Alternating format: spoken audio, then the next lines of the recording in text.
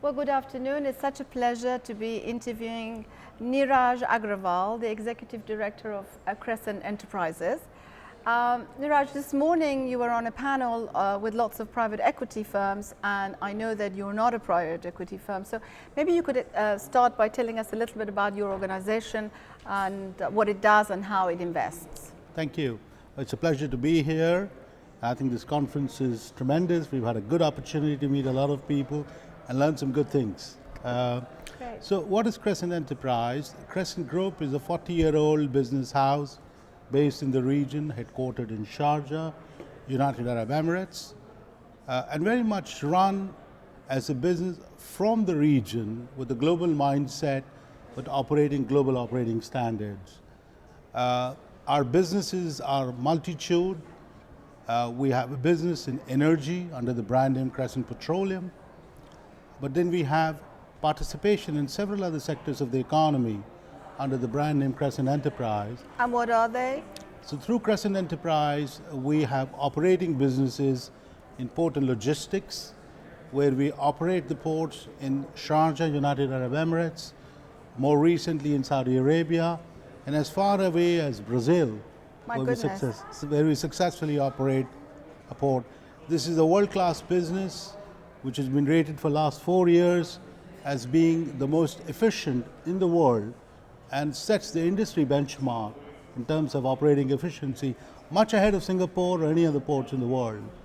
So that's one business we have. We then have a business of mining in Jordan, where we convert sand into silica, which is used to make glass. We then have a business in healthcare, which is again a B2B business model, but very much a business set with very high medical standards in partnership with guys in St. Thomas Hospital, London. Oh, wonderful. So that's a business where again the medical certification is up to a British standard, and it sort of provides, in absence of medical regulations in the region, a level of sophistication which is not available in the region.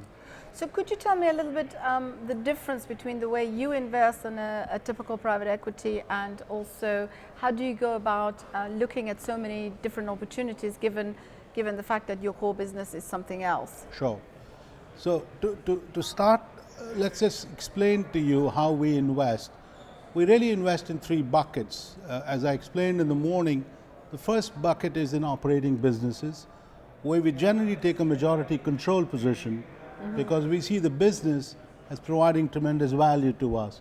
We have a long-term horizon in mind, generally 10 years or longer, and the idea for us is to see that as a business where there is growth, and more importantly, a business in which we can add value and make a difference.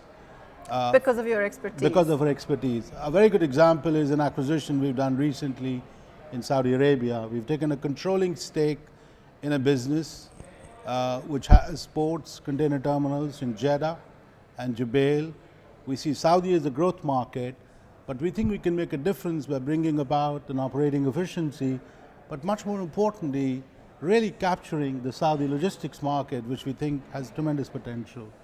And of course, you don't have an exit horizon. I mean, in a sense, you invest in businesses to stay in them and grow rather than have an, I mean, do you exit at all or not really? Well, I think exit is a wrong way to look at it. I mean, you can provide liquidity in the future by taking the business public. But our model more is build and grow. And build and grow can by itself can provide you a decent financial return. So that's one part of a business of investing. The second model of investing is where we give money to private equity players for management. So you act like a fund of funds. We act like a fund of funds where we give money to them and also co-invest with them on certain simultaneously. Okay. That's the second model. The third model is where we take significant minority interest with board representation in certain businesses that we find interesting. Last year, for example, we reviewed 100 deal opportunities. And what is good about this is that people come to us because of our name, because of our credentials. They see us a family with good ethics, with a harmonious style of operating, very much respectful of the culture.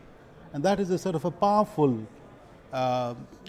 magnet for people wanting to grow their own base and have both capital and skills. That's marvelous. So just finally, I know we're going to be running out of time. How do you see the future? More of the same, or will you be diversifying into other sectors, geographies outside the region? I know you said you're already in Brazil, but how do you see the horizon? Sure. Our immediate goal is, I would say, twofold. One is in the businesses we are in, we want to grow them further. We think in some ways Arab Spring has provided unique opportunities to people with good credentials and capital. Egypt is a very good example. 5 years back, you really had to pay the top dollar and really compete for opportunities. Today, Egypt provides a unique opportunity. I think if you have a horizon of 3 to 5 years and you can look beyond the current turmoil, you can really get into some very, very exciting opportunities and stay with it. We're seeing this in the energy sector. The second model we have is to grow into some new industry verticals that we think are very important for the region, where we can make a difference. One of them is Iraq, for example, in the financial sector, where we see ourselves as playing a key role. Marvelous. On that note, I wish you best of luck in the future, and thank you very much for your time.